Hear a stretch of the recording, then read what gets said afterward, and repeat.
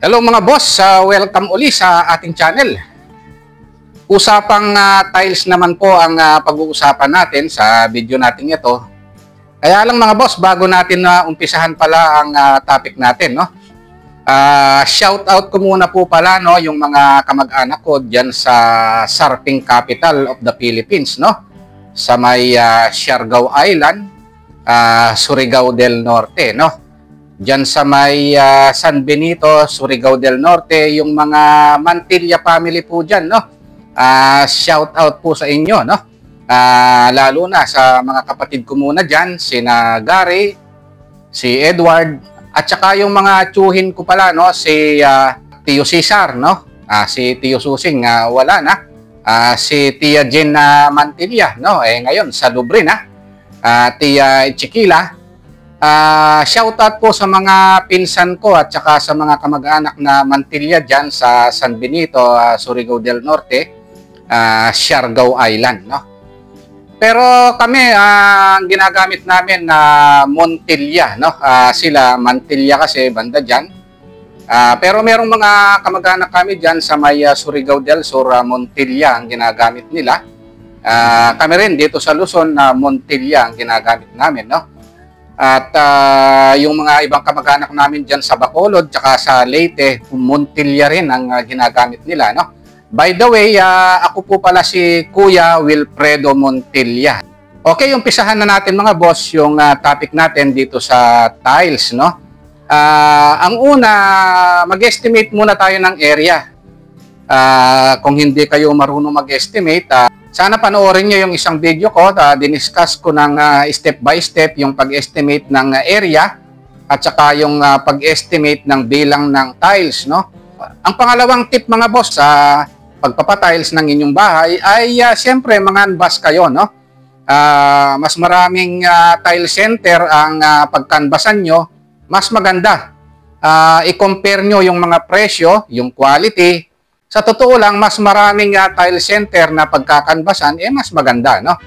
Ako nga, yung bahay ko sa Manila, yung baba, tinry kong ipa-tiles noon, nag-canvas ako dyan sa may si Raimundo, sa may Pasig, no? Hindi ako makapaniwala na isang napakalaking tile center, no?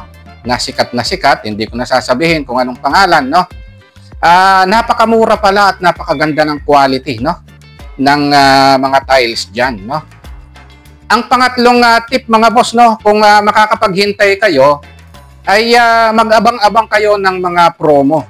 Minsan yung mga tile center na yan, nagpapa-promo yan. Sobrang baba, no, ang presyo at maganda rin naman yung quality nila, no. Ang pang-apat na tip mga boss, no, alamin nyo muna kung ano yung tiles na ipalalagay nyo, no. Meron namang mga iba't ibang tiles, halimbawa yung porcelain tiles, yung ceramic tiles, granite tiles, marble at iba pa, no? Mas maganda alamin nyo kung ano talaga yung gusto nyong ipalagay, halimbawa sa inyong sala, sa mga bedroom, sa kitchen, no? Ako maisasuggest ko, mas maganda para sa akin, no, yung porcelain tiles sa may sala. Pagdating naman sa mga kwarto, yung ceramic tiles. Sa labas, pwedeng ceramic tiles o porcelain tiles. And then sa kitchen, yung granite tiles. Basta alamin nyo muna kung ano yung magandang tiles na ilagay sa bawat parte ng inyong bahay. Ang panglimang tip mga boss, no, hanggat maaari, bumili kayo ng mga local produce, no, yung gawa dito. Marami namang local tiles, no, na napakaganda ang quality at napakamura rin naman, no. Ang pang-anim na tip mga boss, no, alamin nyo ang magandang tile adhesive mga boss, no.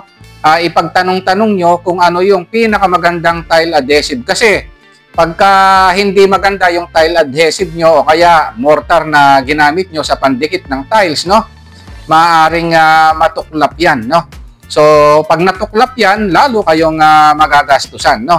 Ayan yung tip number 6. Ang tip number 7, mga boss, no, siguradong malaki ang matitipid nyo sa pagpapatiles ng inyong bahay, mga boss, kung magdi-DIY kayo, no? Kung marunong naman kayong mag-install ng tiles, mga boss, no, i-DIY nyo na lang, no? Malaki ang matitipid nyo sa labor. Pero kung hindi nyo naman kabisado yung pag-i-install ng tiles mga boss, no, huwag nyong i-try, no? Kasi meron akong kilala, no?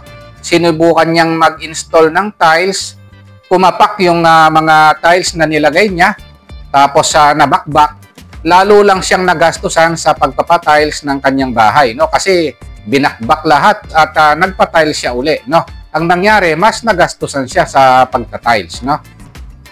Ang pangwalong tip mga boss, no, para makatipid kayo sa pagpapa-install ng tiles sa inyong bahay, no? Siguraduhin nyo yung maglalagay ng tiles sa inyong mga boss ay kabisado nila ang ginagawa nila, no? O yung magagaling na tile installer talaga, no? Ang pangsyam na tip mga boss, no, mas maganda kung magpa-install kayo ng tiles na malalaki yung size, no? O halimbawa, yung 60 cm by 60 cm, ang maganda sa malalaking tiles mga boss, makakamura kayo ng labor, no? Kasi mas konti yung tiles na i-install niya, no? Tapos makakatipid kayo sa grout. Ang pang-sampung tip mga boss, no? Kung kulang yung budget nyo, marami namang mumurahing tiles na maganda naman yung quality, no?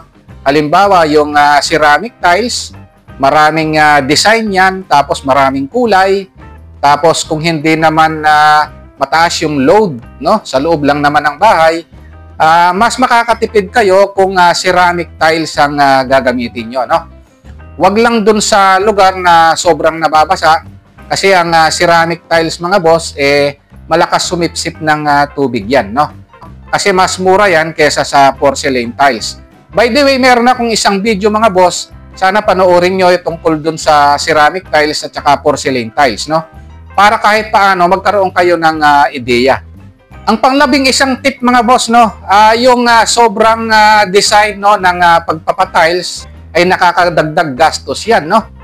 Hanggat maaari, simplihan nyo lang yung design ng tiles nyo, no? At yung panglabing dalawang tips mga boss, no, huwag kayong bumili ng masyadong marami at masyado namang konti na tiles, no? Yung tama lang na dami ng tiles ang bilhin nyo, no? Kung magpadagdag kayo ng tiles, mga 10 to 15% lang. Pwede na yon, no? Kasi pag sobra-sobra yung binili nyo, ay magagastusan kayo, no? Pag kulang naman yung nabili nyo, ay baka maabala kayo. Ang mahirap, wala nang design na ganyan mga boss, no? Kaya hanggat maaari, tamang dami lang ng tiles ang bilhin nyo para hindi kayo magastusan, no? At ang pinakahuling tip mga boss, no, yung sumobrang tiles, huwag nyong ipamigay. Hindi naman sa pagmamaramot, minsan merong mga nagpapatiles mga boss, pinamimigay yung sobrang tiles nila, no? Ang mahirap mga boss, merong nabakbak sa tiles nyo at wala nang design na ganon, wala kayong magagamit, no? So, alangan namang yung i-install nilang tiles dyan sa bahay nyo, iba dun sa bago nyong ilalagay. Minsan kasi nauubusan na ng parehas na design ng tiles mga boss, no? Kaya hayaan nyo lang, no? Itago nyo yung sobrang tiles na sumobra, no? Okay, yun lang mga boss, no? Kung nagustuhan nyo itong video natin, huwag nyo po sanang kalimutang pindutin muna, no? Itong subscribe. Isama nyo na rin po yung like at saka notification bell. Thank you very much at God bless.